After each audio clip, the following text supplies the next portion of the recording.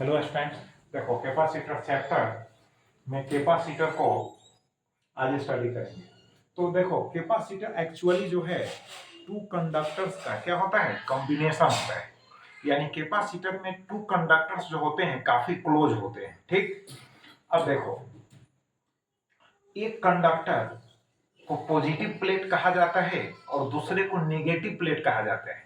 तो positive plate इसलिए कहा जाता है क्योंकि उस प्लेट यानी उस कंडक्टर पर पॉजिटिव चार्ज दिया जाता है। तो पॉजिटिव चार्ज सप्लाई किया गया उस पर, तो उसका नेम हो गया पॉजिटिव प्लेट।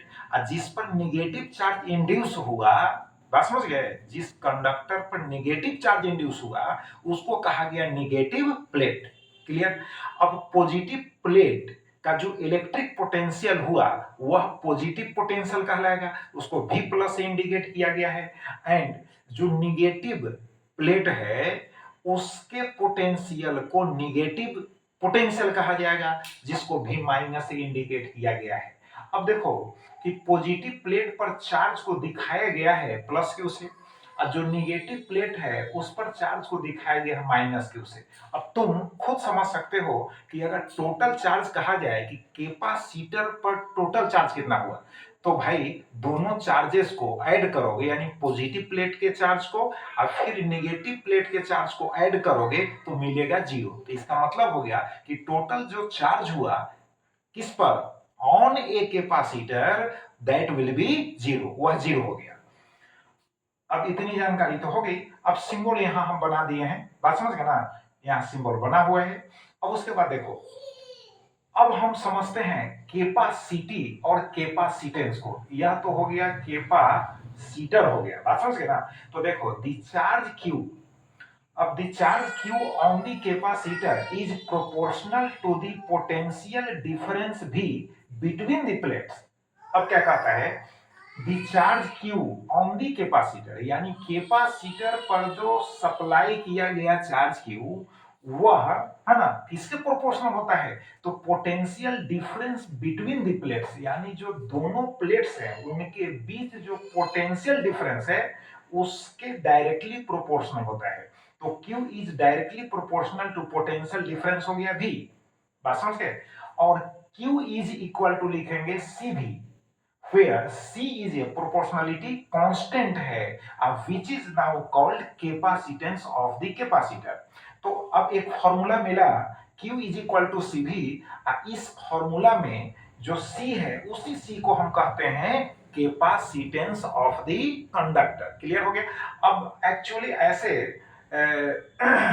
सिंपल वे में समझना है तो अब समझो, किसी कंडक्टर या कैपेसिटर के पास चार्ज को स्टोर करने की जो कैपेबिलिटी है, जो एबिलिटी है, उसी एबिलिटी को हम कहते हैं कैपेसिटी और कैपेसिटेंस। फिर समझ लो, किसी कंडक्टर और एक कैपेसिटर, ठीक, यानी किसी कंडक्टर और एक कैपेसिटर के पास चार्ज स्टोर करने का जो कैपेबिलिटी है, जो एबिलिटी है, बात समझ गए, उसी एबिलिटी को हम कहते हैं कैपेसिटी और capacitance. It is now denoted by letter C, उसको सी लेटर से डिनोट किया जाता है।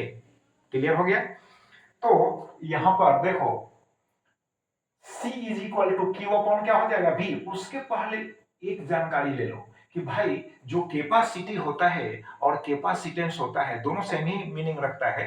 तो यह किन किन है ना फैक्टर्स पर डिपेंड करता है।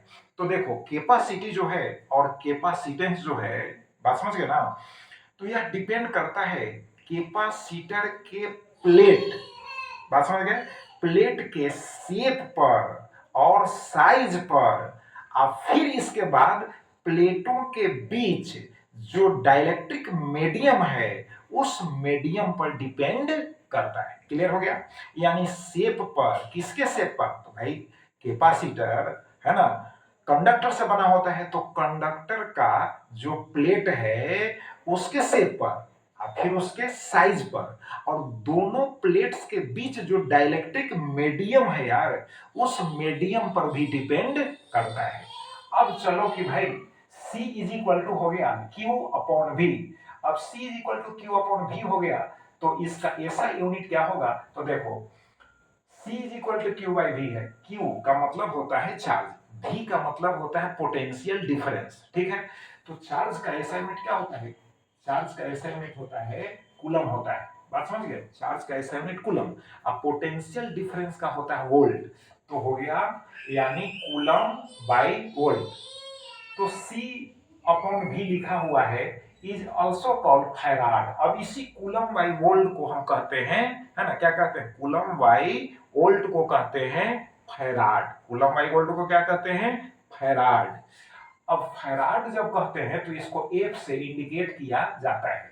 अब डायमेंशंस ऑफ कैपेसिटेंस यहां पर हम लिखे हैं, तो फॉर्मूला कह रहा है कि C is equal to charge upon क्या है, पोटेंशियल डिफरेंस है, तो charge by work upon charge लिखे। अब कहिएगा वर्क अपॉन चार्ज क्यों लिखे भाई, तो पोटेंशियल डिफरेंस का जो फॉर्मूला है, जो डिफिनीशन है, डिफिनीशन के आधार पर जो फॉर्मूला प्राप्त होता है उसमें क्या प्राप्त होता है, potential difference is equal to work upon charge होता है। क्लियर, तो यहां हम लिखेंगे वर्क अपॉन चार्ज। अभी टर्न हो जाएगा तो चार्ज का स्क्वायर ऊपर में हो जाएगा, नीचे हो जाएगा, वर्क हो जाएगा। अब डायमेंशन आप जानते हो, चार्ज का भी जानते हो, वर्क का भी जानते हो। अब चार्ज का IT लिख सकते हो, चाहे AT लिख सकते हो, वर्क का m×2 T इनवर्स 2 लिख सकते हो। अब यहाँ पर हम चार्ज का पुट किए हैं, चूंकि स्क्वायर है यहाँ, तो यहाँ पावर हम, है ना, यहाँ भी 2 लिखे, यहाँ भी 2 लिखे, वर्क का इतना होता है। अब इसी को सोल्व करेंगे तो यार m inverse L inverse 2 T to the power 4 I, है ना, टू दी पावर 2 डायमेंशंस प्राप्त हो गया, किसका, कैपेसिटी और कैपेसिटेंस का। अब देखो ऐसा यूनिट आपको क्लियर है कि भाई ऐसा यूनिट कूलम बाई जो वोल्ट है उसी को हम फैराड कहते हैं, तो फैराड ही यूज करो यार। तो फैराड ऐसा यूनिट हो गया। अब ये जो फैराड है, यह फैराड, ये सिंपल फैराड मत समझो यार, ये लार्जर यूनिट है फैराड, बात समझ गए। बट न्यूमेरिकल प्रॉब्लम्स जब आप सॉल्व करोगे तो उसमें स्मॉलर यूनिट्स यूज किए जाते हैं। तो स्मॉलर यूनिट्स न्यूमेरिकल प्रॉब्लम्स में यूज किए जाते हैं, तो उनको भी जानकारी में रखना जरूरी है, ठीक है। तो देखो स्मॉलर यूनिट्स में हम पहला जो यहाँ यूज किए हैं, लिखे हैं 1 मिली फैराड, ऐसा सिंपली मिली फैराड समझो, हम इसको समझा रहे हैं 1 मिली फैराड। अब लिखेंगे 1 millifarad is equal to 10 to the power minus 3 farad, यानी 10 इनवर्स 3 फैराड हुआ। तो अब तो क्लियर हो गया कि जहां 1 मिली फैराड होगा वहां आप 10 इनवर्स 3 फैराड समझेंगे। फिर उसके बाद देखो 1 माइक्रो फैराड लिखा, यहां भी सिंबल के रूप में लिख दिया, तो इसका मतलब हुआ कि 10 to the power minus 6 farad, इसको हम कह सकते हैं 10 इनवर्स 6 फैराड। तो जहां 1 माइक्रो फैराड होगा वहां आपको समझना होगा 10 to the power minus 6 farad, that is 10 inverse 6 farad. Clear. अब उसके बाद देखो 1 नैनो फैराड है, तो 1 नैनो फैराड यहां सिंबल के रूप में है। अब इसका वैल्यू है 10 इनवर्स 9 फैराड, इसका मतलब 10 to the power minus 9 farad. और उसके बाद है 1 पिको फैराड, सिंबल यहां है। अब इसका वैल्यू हुआ 10 to the power minus 12 farad, यानी 10 इनवर्स 12 फैराड। क्लियर हो गया। तो ये स्मॉलर यूनिट्स भी समझ गए, और इनका यूज जो है न्यूमेरिकल प्रॉब्लम्स में आपको मिलेगा। एक चीज और समझ लो, अब एक चीज समझने के लिए यहां पर जो है इसको मिटाना पड़ेगा, बात समझ गए। देखिए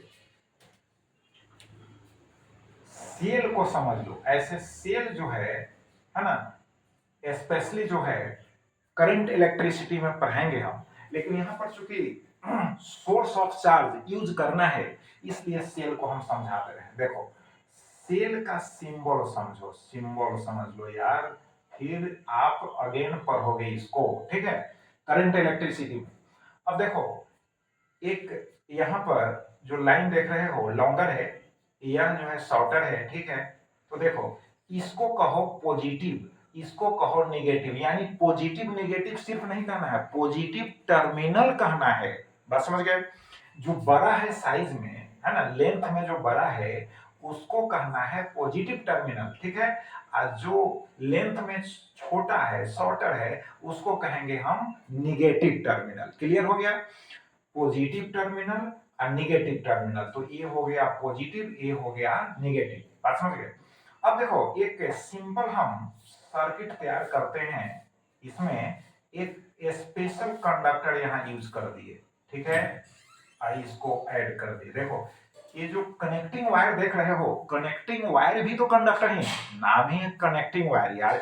इंसुलेटिंग वायर से चार्ज का फ्लो होगा, तो जो वायर होगा वो तो कंडक्टिंग ही वायर होगा ना जी। लेकिन उसके अलावा स्पेशल हम कंडक्टर ऐड किए हैं जिसका रेसिस्टेंस क्या है, आर है। बात समझ गए? वह इलेक्ट्रिकल एनर्जी को ज्यादा यूज करेगा, ठीक। अब देखो, अब इसमें एक चीज और जानकारी देते हैं। यहाँ पर एक स्विच हम यूज करते हैं, ठीक है। स्विच यूज कर दिए, जिसको की भी कहते हैं।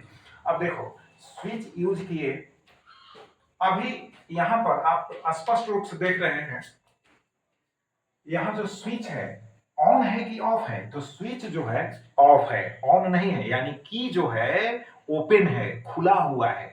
तो जब की खुला हुआ हो यानी ओपन हो, स्विच ऑफ हो, तो उस कंडीशन में क्या होगा कि सेल के दोनों टर्मिनल्स, एक पॉजिटिव दूसरा नेगेटिव, टर्मिनल्स के बीच जो पोटेंशियल डिफरेंस होगा उसको हम कहेंगे इलेक्ट्रोमोटिव फोर्स। क्या कहेंगे? Electromotive force. अब एक्चुअली नेम में फोर्स लिखा हुआ है तो लगता होगा सुनने में कि फोर्सिंग है। अरे यार फोर्स नहीं है, ऐसा है सुनने में लगता है कि फोर्स है, पढ़ने में लगता है कि फोर्स है, लेकिन एक्चुअली यह फोर्स नहीं है, यह एनर्जी से रिलेटेड है। बात समझ गए? यह एनर्जी से रिलेटेड है, ऊर्जा से संबंध रखता है।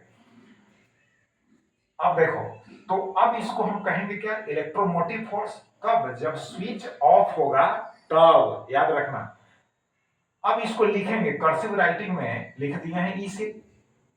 अब देखो जब स्विच ऑन होगा, क्या होगा? स्विच ऑन होगा। तो जब स्विच ऑन होगा, यहां पर अगेन हम यहां पर हम सर्किट फॉर्म करते हैं।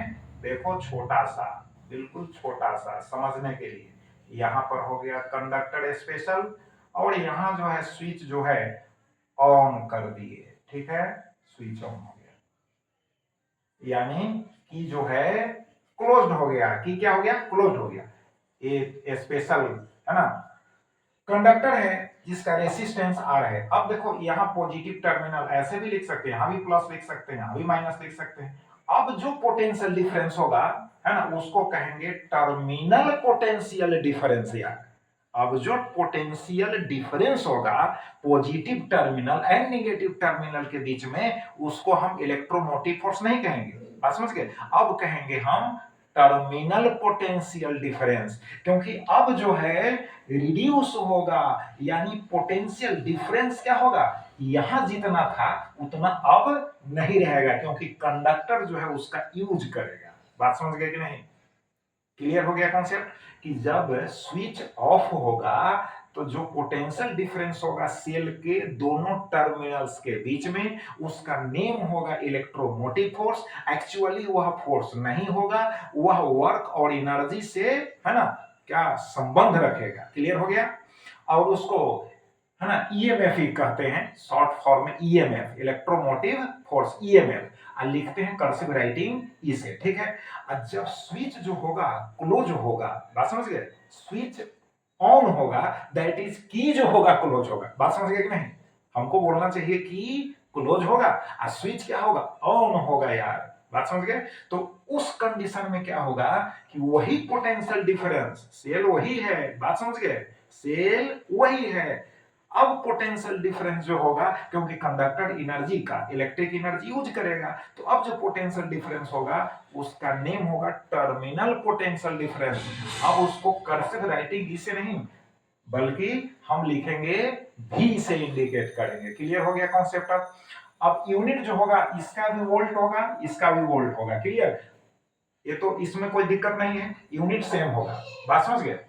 तो छोटी सी जानकारी यहाँ पर देना था। स्पेशल जब करंट इलेक्ट्रिसिटी आप पढ़ोगे तो उसमें जो है सेल के बारे में है ना स्पेशल नॉलेज हम देंगे, ठीक है। बैटरी के बारे में भी स्पेशल नॉलेज देंगे।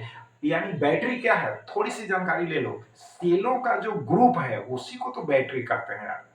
सेलों का जो ग्रुप है यार, जो समूह है, उसी को हम कहते हैं बैटरी। बात समझ गए कि नहीं? तो चलो, इतनी जानकारी आपको अभी मिला, ठीक है? तो लेक्चर को सुनना चाहिए, ठीक है? बार बार सुनिए, और उसके बाद जो है सुनने से क्या होगा, कॉन्सेप्ट क्लियर होगा। और जब कॉन्सेप्ट क्लियर हो जाएगा तो कॉपी में 10 टाइम्स उसको लिख डालो। जब कॉपी में 10 टाइम्स लिख डालोगे तो ब्रेन में प्रिंट हो जाएगा। क्लियर? बात समझ गए? तो चलो रिवाइज करो। Thank you very much.